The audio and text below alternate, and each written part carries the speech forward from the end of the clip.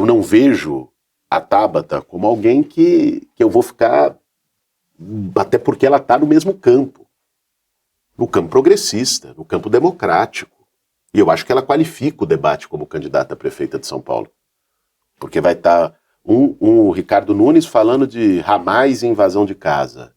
Né? Se vier, vai ter um Pablo Marçal, sei lá, eu querendo fazer coach. Isso aí, isso Ou seja, então assim, ter a Tabata querendo discutir a cidade, que é o que eu quero também, é muito bom. A gente falou de polarização aqui, e aqui no programa a gente tem um quadro chamado Isso ou Aquilo, que eu vou dar 2 opções, e eu quero que você escolha uma e me explique o porquê. Combinado? Vamos lá. Então vamos nessa. Vinho ou cerveja? Cerveja. Cerveja? De cara? Cerveja. Sem titubear? Cerveja. Cerveja gelada? Eu gosto mais, cara. É. Sim. No frio, no inverno, Um um vinhozinho e tal vai bem, mas no dia a dia é cerveja. Cerveja, muito bem. Próxima, Celta ou um carro blindado? Celta e Celta. Você não precisa usar um carro blindado? Eu estou usando um carro blindado, tá aqui na porta do estúdio do UOL, porque começou a ter um nível de ameaça brutal, né? Que começou a envolver minha família, nós mandamos para a Polícia Federal está investigando, enfim. Uma das pessoas que ameaçou era agente de segurança aqui de São Paulo. Então, eu decidi com a minha equipe e com o partido, que é quem está pagando o aluguel do carro blindado, usar um carro blindado durante a campanha. Agora, meu Celta continua lá, na minha garagem. Espero que, passando essa situação de campanha, também passe esse nível tóxico de ameaça e eu continue com ele. Você já teve problemas em relação às suas filhas, né? Uma vez na escola, que houve um tipo de comentário, alguma coisa. Não teve um episódio assim? Tabet, teve mais de um episódio. Imagino. Mas assim, esse que você está se referindo, eu contei uma vez numa entrevista, foi em 2018, eu candidato à presidência, que minhas filhas chegaram chorando em casa. Nossa, isso... Elas tinham quantos anos nessa época? Cara, faz 6 anos, a mais velha tinha 8, a mais nova tinha 6. Chegaram chorando em casa, não queriam falar, e a gente conversando, eu e a Natália. E aí elas falaram porque um grupinho de alunos que os pais, que eram eleitores do Bolsonaro e tal, começaram a ofender, dizer que o pai delas era bandido, que invadia a casa, que não sei o quê. Elas passaram a ter consultas no terapeuta, psicólogo desde então. Esse para mim é o que mais mexe comigo, cara. Assim, política. Você monta um coro. Quando você faz uma escolha, Tabet, você paga o preço dessa escolha. Eu pago o preço. Eu não tenho problema de alguém chegar na rua e me xingar, de alguém me confrontar, de ter minha vida escrutinada, de inventarem mentiras a meu respeito, porque eu sei que, infelizmente, esse é o jogo da política hoje. Da forma como virou a política feita pela extrema-direita no Brasil. Agora, quando mexe com quem não tem nada a ver com isso, cara, elas não fizeram essa escolha. Sim. Essa é a coisa que mais me dói por dentro. Vamos pro próximo. Suplicy cantando Racionais ou Suplicy cantando Bob Dylan? Cara, por uma memória pessoal, eu vou preferir Suplicy cantando Racionais. Vou te contar. Uma vez eu estava numa comunidade, uma assembleia gigante, a comunidade estava ameaçada de despejo. Isso faz uns 15 anos. E eu chamei o Suplicy.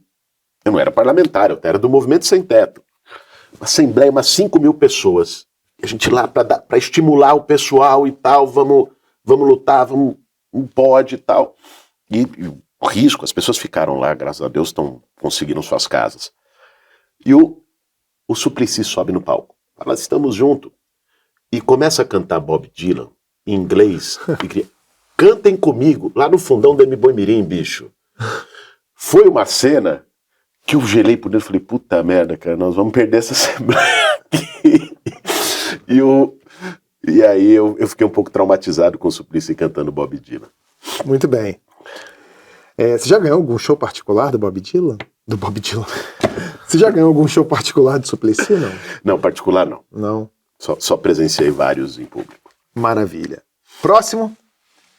BBB ou Fazenda? Porra, Tablet. Cara, eu não assisto nenhum dos dois. Não? Não.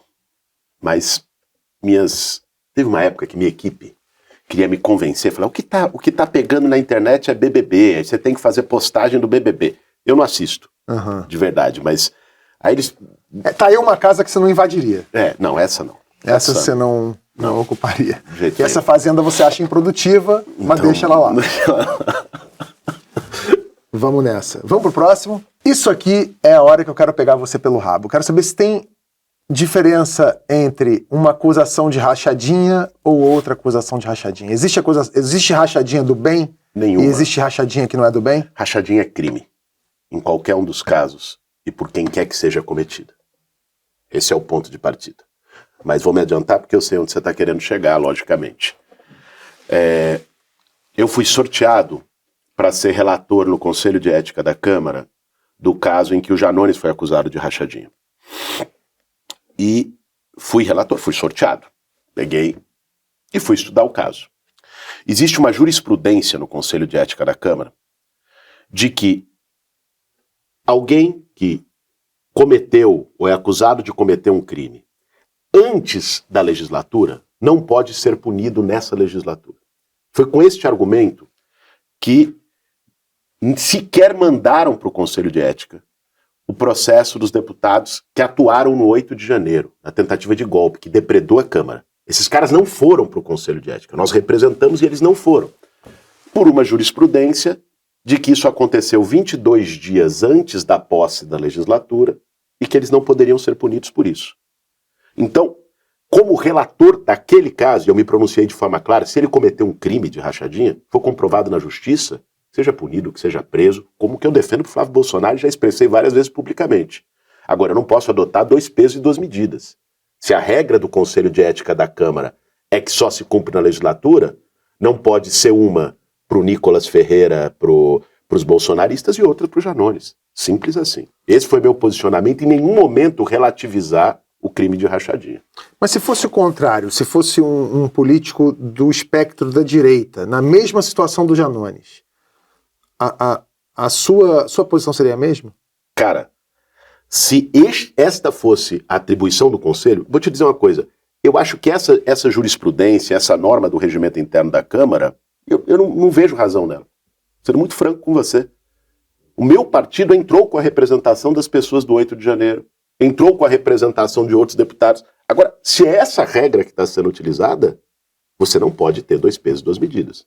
Você não pode usar ela para a extrema-direita e não usar ela para quem é de um campo oposto. Mas aí que eu fiz. Uma provocação. Não seria o caso, então, de passar uma mensagem para a sociedade e falar assim, olha, eu sei que não posso ter 2 pesos e 2 medidas na hora de condenar e tampouco posso ter 2 pesos e 2 medidas na hora de apelar para certas jurisprudências. Mas ali não seria o caso de dar um recado e falar assim, eu estou cortando na própria carne? Mas não é cortar na própria carne, tá, Betty? Não. Eu não tenho nenhuma acusação contra mim. Claro que não. O Janones sequer é do meu partido. A relação que eu tenho com ele é que nós ambos apoiamos o Lula. O partido do Janones aqui em São Paulo apoia o Ricardo Nunes. O Avante. Não é a minha. Você poderia dizer isso se fosse um deputado do meu partido. Não é o caso. Agora, não dá, cara. Os bolsonaristas da Câmara, aquela turminha, aquela trupe, queriam usar isso como um troféu. Seria os mesmos caras que foram livrados pelo Lira de sequer ir para o Conselho de Ética. Você não pode ter uma balança tão desequilibrada, cara. Para terminar, ganhar a eleição e o Corinthians ser rebaixado ou Corinthians campeão e Ricardo Nunes prefeito? Olha, cara, eu prefiro naturalmente ganhar a eleição e o Corinthians ser campeão. O Corinthians ser rebaixado não vai acontecer, apesar dos seus desejos de flamenguista. Não, de jeito nenhum. Isso não vai acontecer. Você está ressentido porque o Gabigol vestiu a camisa do Corinthians e gerou crise na Gávea. Eu não tenho a menor vontade de ver o Corinthians rebaixado mesmo. Tenho todo o respeito, todo o apreço pelo Corinthians.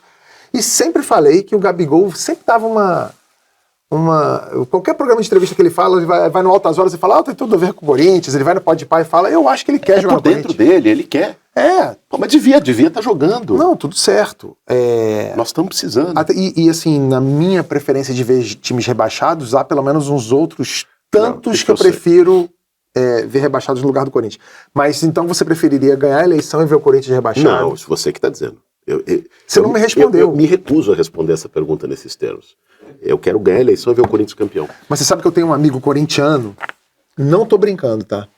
Eu tenho um amigo corintiano que ele tá desgostoso com a fase atual do Corinthians, e ele fala assim, eu agora quero rebaixamento. Aí eu falei, mas por que você quer rebaixamento? Como assim você quer rebaixamento? Você é homem bomba. Não, aí ele virou e falou assim, eu quero rebaixamento, porque a última vez que rebaixou, a gente rebaixou, sobreviveu, deu a volta por cima e ganhou o Mundial, sei lá o quê. Eu falei, Não, mas não precisa ser rebaixado para isso. Eu acho que assim, lógico, vai ter que ter um choque de realidade no Corinthians. Não tem a menor condição assim, de continuar do jeito que está. Tem um sapo enterrado ali na arena, alguma coisa aconteceu, porque, sim, nós vamos precisar resolver. Existem problemas reais do clube, né? A história com o patrocinador, o problema que teve. Uma coisa que me irrita, e aí não é só o Corinthians, cara.